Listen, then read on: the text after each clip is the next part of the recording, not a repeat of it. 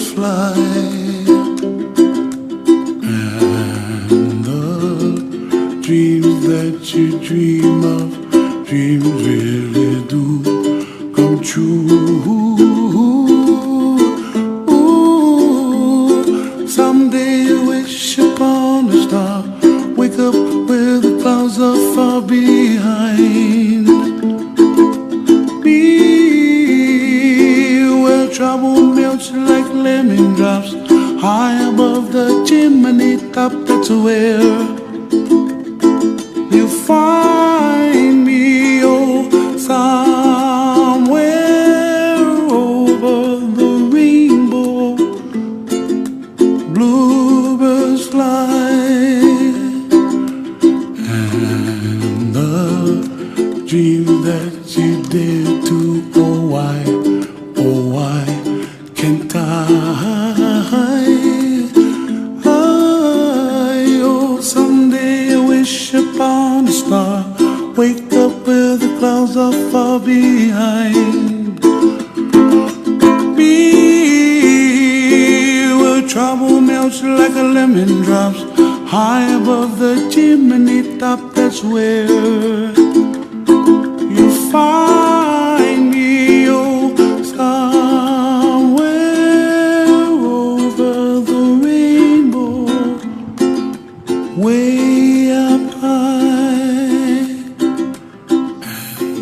And the dreams that you dare to, why, oh why can't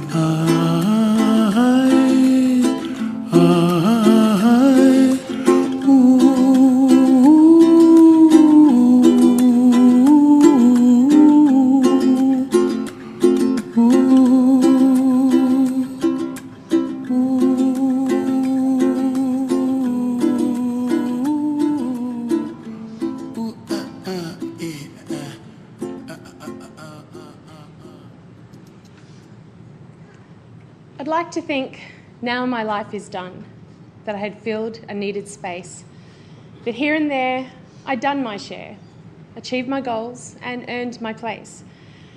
Don't waste your time grieving excessively, for now my soul's at rest. I ran my race, I kicked some goals, and I always did my best. There is no fear, I suffer not, the pain now all is going. Put all of these things out of your thoughts and let the happy memories live on. Remember not my fight for breath. Remember not the strife. Remember all the fun we had and celebrate my life. We unite today to fondly remember and pay tribute to a special man who obviously touched the lives of many. Good morning. My name is Katie Wicking, and I, along with Paul and Joe from Cremations Only, have been afforded the very great honour of leading today's celebration of life service for Patrick, or Pat, as he was fondly known to everyone. Much loved father, father-in-law, Poppy, and friend. Thank you all for joining us here today to show your love and your support. And following our service, please join the family for a special balloon release outside in loving memory. And you're then very warmly invited to the Broadbeach Surf Club at 27 Broadbeach Boulevard in Broadbeach for light refreshments as you reminisce. As you know, Pat was never one for pomp or ceremony. He was a down-to-earth bloke who didn't like a fuss. So with this in mind, our service today will be respectfully simple. But please, feel free to share a smile today as we reflect on Pat's memory and all that he meant to each of you, because that is just what he would want. Patrick Redmond was a man who enjoyed many things in his life. The great outdoors. He loved being outside in the fresh air and sunshine, and his favourite place to be was always the beach. Gardening. With his very green thumbs, Pat would lovingly tend to his many plants and flowers. And as a very house-proud person, for many years he has also been the self-appointed gardener for his complex, planting a variety of botanicals and keeping everything in tip-top shape. A number of neighbours and friends have lamented that they don't know how they'll keep up with everything that Pat was so willingly looking after around the place. The Canterbury Bulldogs. Arguably he's their biggest fan. Pat would enthusiastically cheer on the dogs, celebrating their wins and commiserating their losses. He was very proud that both of his children, Trent and Megan, and grandson Lachlan, have inherited his passion for both the game and his team. A good chat. Pat was a well-known and loved resident in his local Broadbeach area, and he had made many friends of varying ages and social standings over the past 15 years. He was always ready with a cheery g'day and could be counted on for a few words of advice or encouragement when needed. And he especially loved sharing all of the photographs and the latest news of his children and grandchildren with anyone who would listen. Collecting. Now, whilst matchboxes were Pat's treasure of choice for many years, in more recent times it was magnets that he turned his attention to, and I'm told that he had quite the collection. Word puzzles. Pat liked to keep his mind active, and he relished the challenge of a cryptic word search. Keeping up to date with news and current affairs. Never content to watch just one news broadcast a day, Pat would tune into at least 5. At bedtime, he would routinely indulge his love of talkback radio, listening to the viewpoints of others as they weighed in on topical issues. And above all else, time spent with those nearest and dearest to him. Pat appreciated the simple things in life, and he never needed much to be happy. His favourite times were always those spent with his loved ones. Now, you may find this hard to believe, but Pat was actually quite a reserved and private person who was always happiest when surrounded by his children and grandchildren. He was most at home in the comfort of his own familiar space. But he was also a laid-back soul, and it was this friendly and approachable nature that endeared him to others. He had a natural ability to connect with people from all walks of life. And I had to smile when family reflected that Pat really was quite the gossip. He knew about what was going on more about what was going on around the place than anybody else did. His perfectly positioned unit provided the ultimate vantage point to keep a watchful eye on the comings and goings of not only his complex, but the entire neighbourhood. Pat lived his life by the simple philosophy of being honest, kind, and helpful. Known to be quite the straight talker at times, he simply believed in being upfront and honest with people. You always knew where you stood with Pat. But that being said, he was never one to intentionally wound with his words, and he only ever had what he considered to be the best of intentions and the well-being of his family and friends at heart. With his unique sense of humour, Pat was partial to a good dad joke. He could also be quite the stirrer, teasing loved ones, especially his grandkids, and friends with silly little jokes and gestures.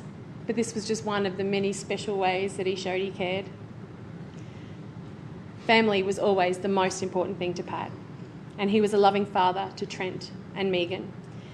He proudly watched on as each grew and embarked on their own life adventures, warmly welcoming their partners, Tamara and Andrew, to the fold, and delighting in becoming a poppy with the arrival of his 4 beautiful grandchildren, Finn, Eowyn, Lachlan and Taylor. He adored his kids and grandkids, and he genuinely looked forward to every opportunity to spend time with them all, sharing in their many milestones over the years.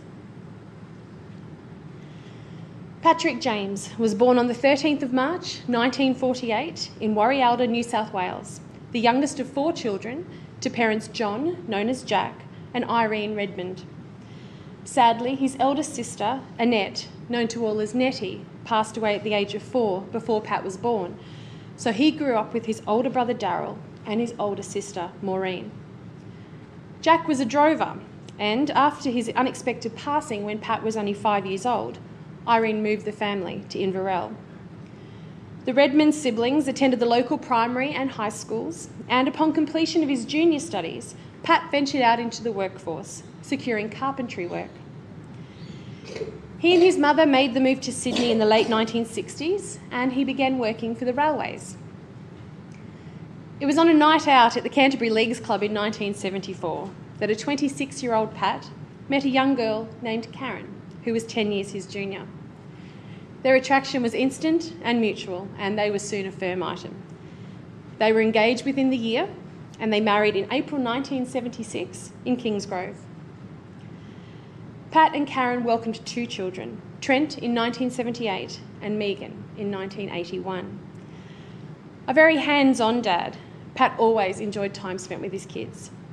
The family made some wonderful memories on their annual caravanning holidays to Sussex on the southern coast, a special trip to Fiji in 1986, and a fun-filled holiday to Canada and the US in 1993, which included a trip to Disneyland.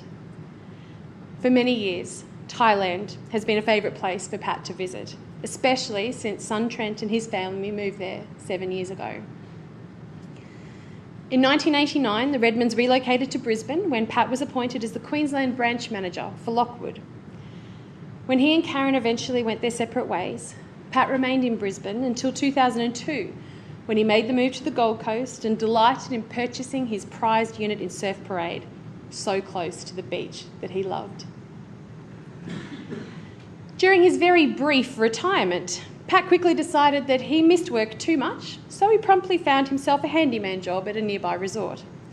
For the last decade, he has been responsible for the maintenance and upkeep of the complex, and he also took great delight in helping to tend to their gardens. I had to smile when family told me that because he hated to waste a moment of daylight, Pat had developed a very interesting work schedule and sleeping pattern. He had a habit of going to bed at sundown and rising again just after midnight, when he would then head off to work by about 1 a.m. in the morning. This enabled Pat to finish his daily tasks by sunrise, when he would then enjoy a leisurely early morning stroll along the beach, often the first of many on any given day. When diagnosed with pancreatic cancer in May last year, in his usual stoic manner, Pat faced his prognosis with a quiet determination to put up a good fight, undergoing numerous rounds of chemotherapy in a bid to remain with those he loved for as long as he possibly could. Not wanting to be a bother to anyone, he downplayed the severity of his illness as he strived to simply get on with things. When he suffered a stroke last Wednesday and his condition took a sudden turn for the worse, family raced to be with Pat. With his admirable strength of character, although he couldn't communicate it as well as he would have liked, Pat's fun-loving nature continued to shine through as he teased and joked with his grandkids from his hospital bed. As family kept a vigil in his final days, Pat was no doubt very grateful for some last precious moments with those he loved.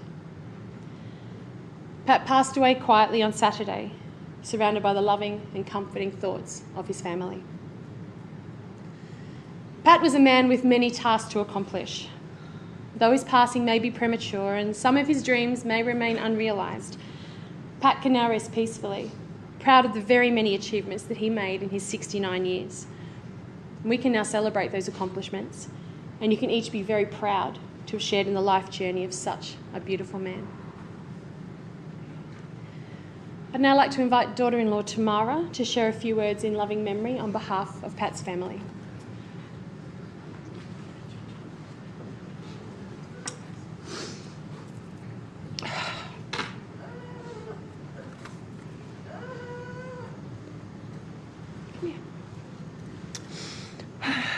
I'm honoured to share this letter on behalf of Pat's family.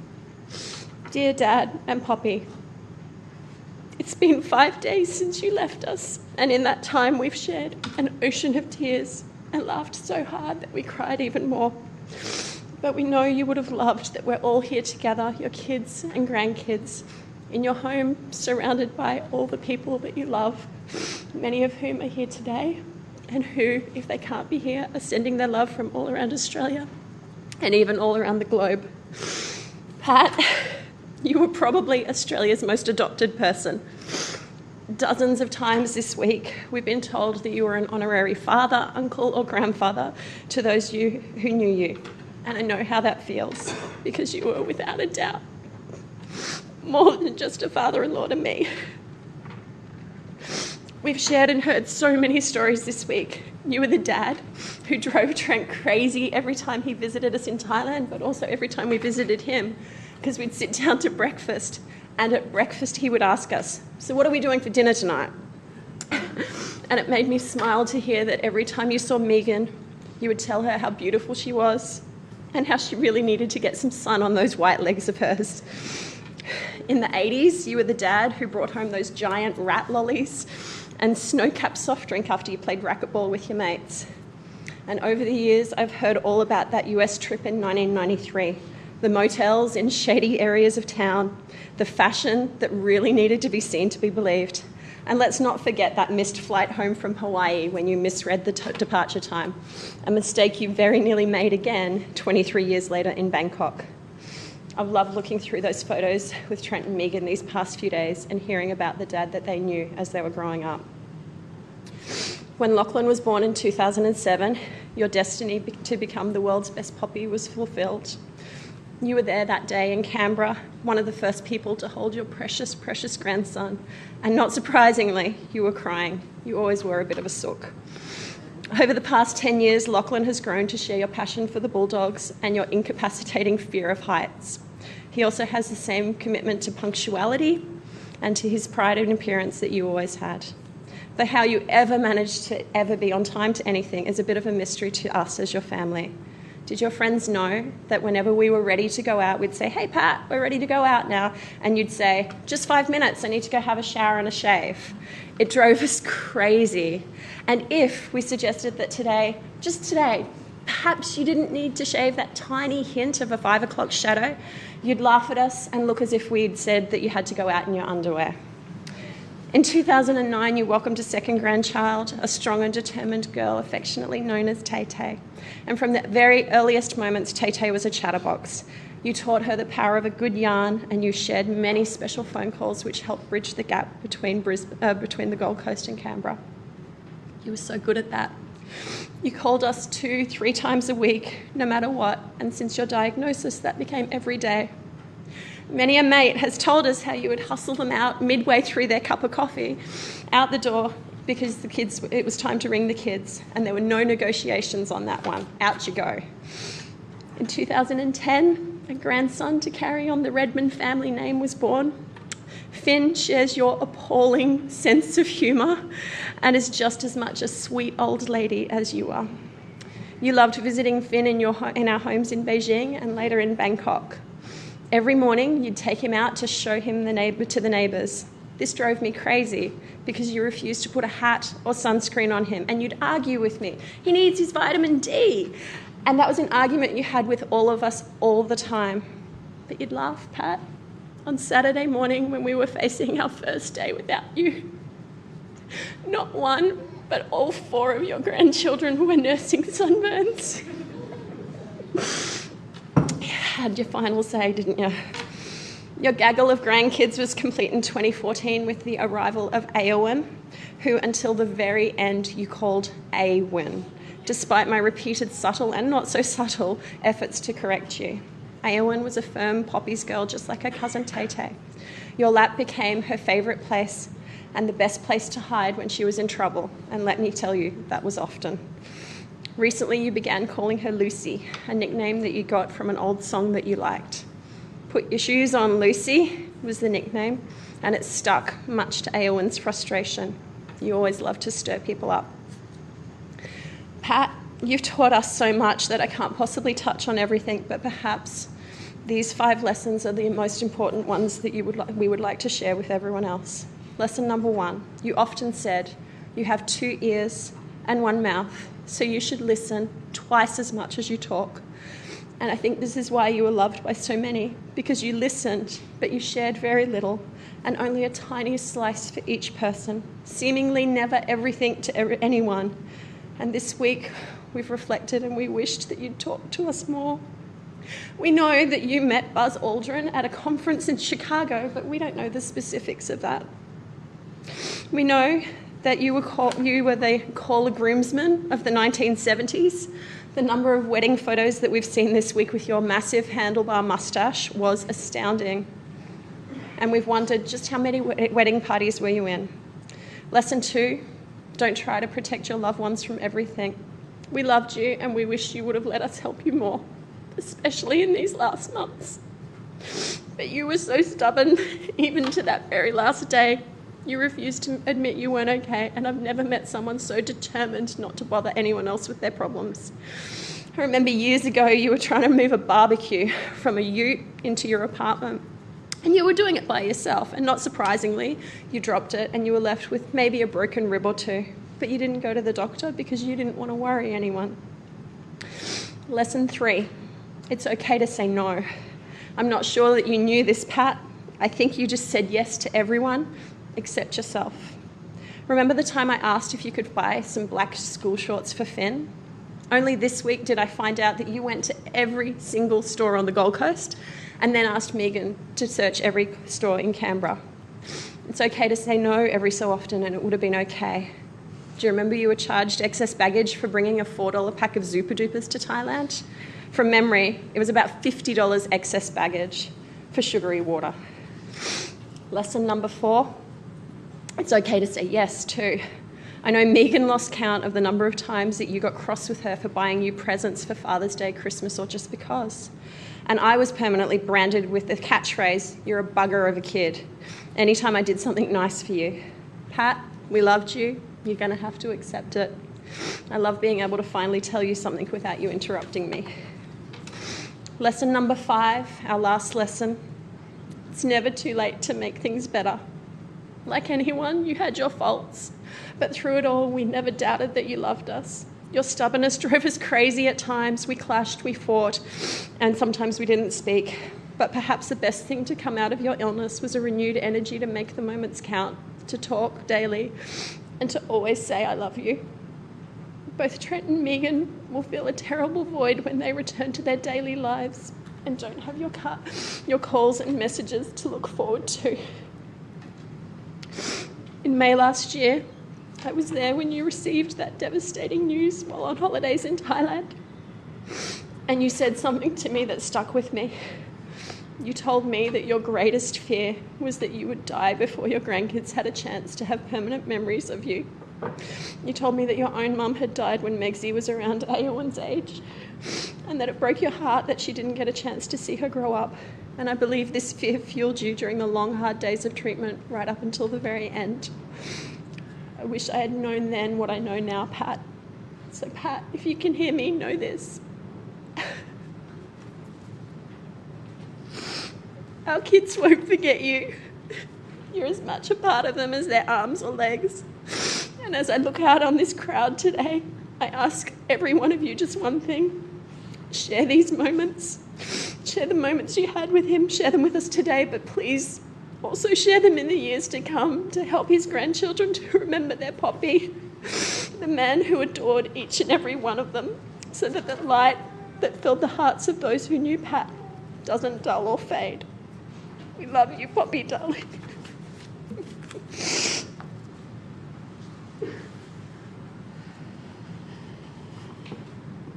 Thank you very much, Tamara.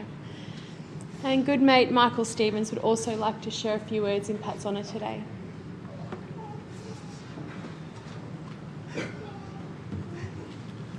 Last Saturday, we lost a really good friend in Pat. But one thing, I lost a great mate. I was lucky enough to know Pat for the last 14 years and for the last 10 years to work together. He worked, but he made me look good. We still get asked today, where's that old man with the silver hair that used to come around the apartments at 1, 2 o'clock cleaning the pool with a torch on his head? Or cleaning the barbecues? Like Tamara said, Pat always put everyone first. If I ever had to travel on business, Pat would make sure he was always around to make sure Lynn and the building was always safe. Over the last 10 years, I became real good mates of his and the other people that knew him from the Broadbeach Bowling Club and the beach. He was just two things that he loved. Two things he hated was the Broncos and Queensland State of Origin. Things that he loved was his Bulldogs, to Desi Hasler came coaching, then he didn't love. But the thing that he always spoke about was the love of his children and his grandchildren. That's all Pat lived for.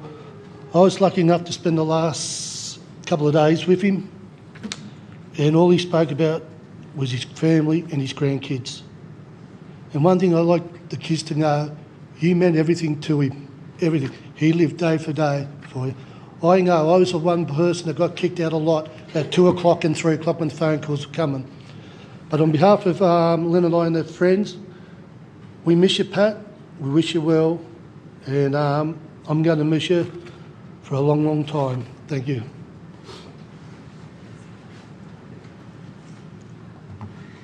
And whilst I'm sure that there are many of you who have wonderful memories to share, unfortunately time in our chapel today just doesn't permit me opening the floor. But please remember that there will be an opportunity to share more of those stories and memories over refreshments after the service, and the family really warmly encourages you to do so. When Finn, Eowyn, Lachlan and Taylor think of their Poppy, they fondly remember his affinity with the beach. So today they would like to make a special keepsake sand jar in loving memory. And I then invite you all to take a few moments to remember Pat in your own ways as we have an opportunity to share some of his many beautiful family memories.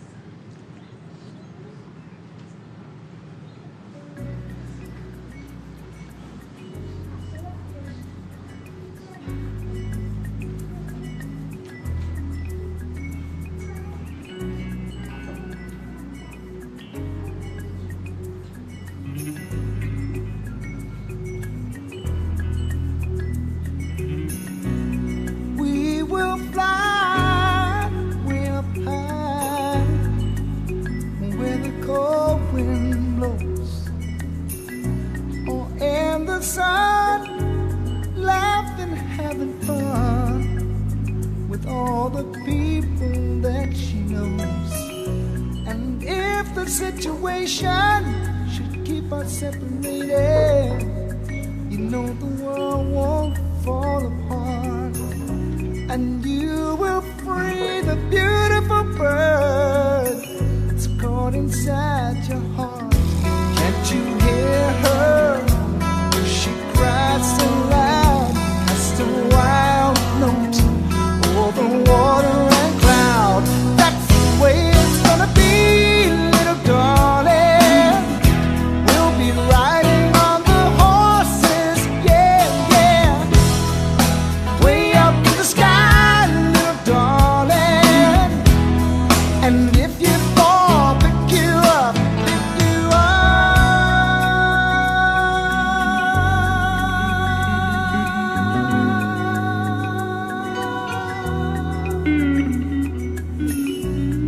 You will grow until you go, and I'll be right there by your side. And even then, whisper the wind, and she will carry up your ride. I hear all the people of the world in one bird's lonely cry. See them trying every way they know how to make their spirit fly. Can't you see him? He's down on the ground, so broken wing, looking all around. That's the way it's gonna be, little darling. You go riding on the horses, yeah, yeah,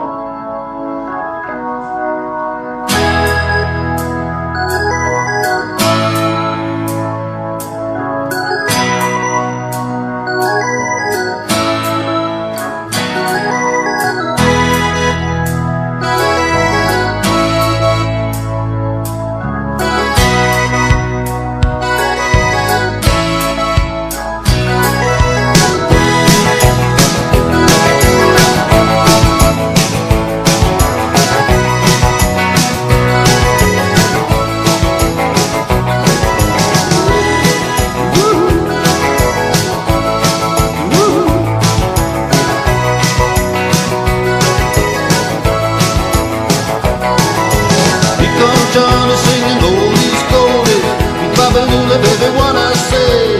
Here comes Johnny singing, I got a woman down in the tunnel trying to make it pay. He got the action, he got the motion. Oh yeah, the boy can play. Dedication, devotion, turning all the nighttime into the day. Do the song about a sweet loving woman. They do the song about the night. They do the walk all night. Yeah, you do the walk all night.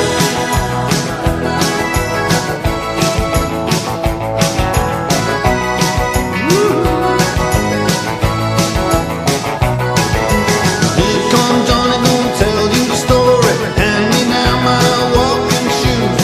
Here comes Johnny with the power and the glory. Backbeat, the talking blues.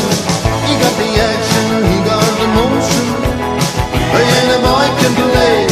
The dedication, devotion, it's turning all the nighttime into the day. The song about a sweet loving woman. They do the song about the night. Then they do the walk all night. Yeah, you do the walk all night.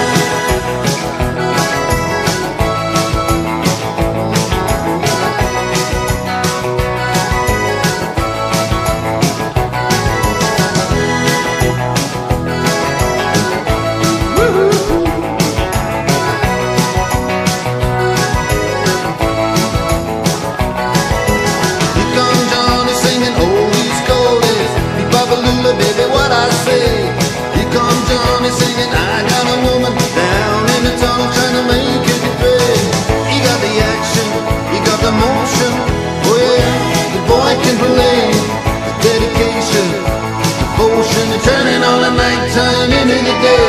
And after all the violence and double talk, it's just a song ain't only trouble and the strife.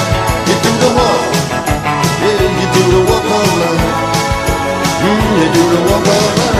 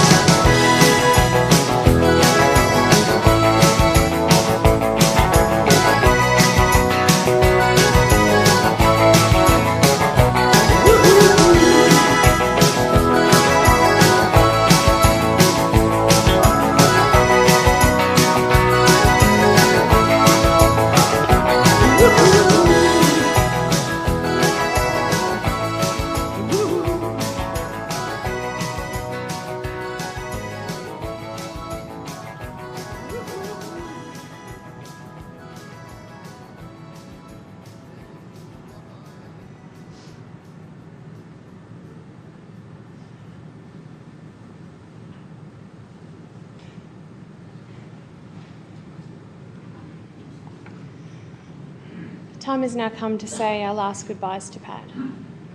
Family and friends, let us be upstanding as we pay our final respects. And I'd like to invite son-in-law Andrew to share a special reading in farewell today.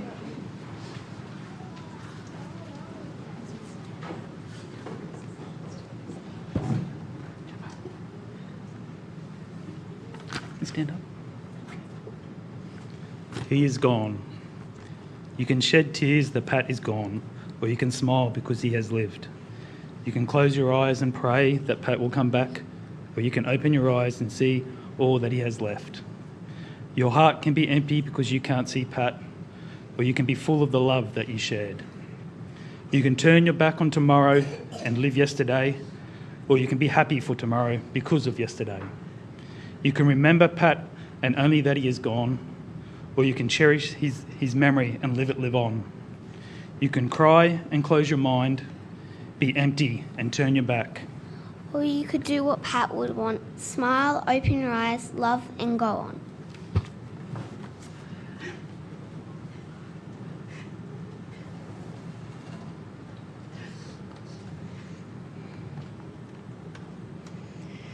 Today we acknowledge our appreciation for the privilege of sharing a part of Pat's life.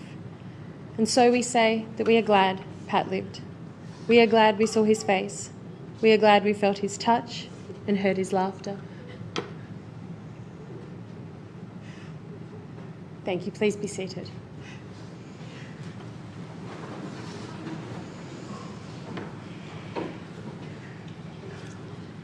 There's an unbroken thread that is woven from love, and it keeps families always together. For nothing's as real as those moments you've shared. They live on in your memories forever. And I'm sure that Pat would not want you all to grieve, but instead to take pleasure and comfort in all those wonderful memories that you made together over the years. He will remain in our hearts always. In closing today, I'd like to leave you with a final verse that I'm sure Pat would have appreciated. A parting thought, if you wish, to those he loved. I have lived in the sight of the ocean, where the waters run into land. I have walked on the beach in the morning and left my tracks in the sand.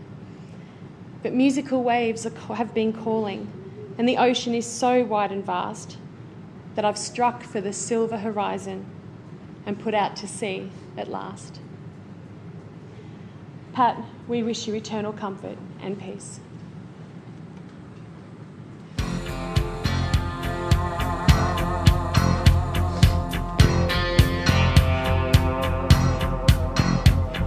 I call you, I need you, my heart's on fire.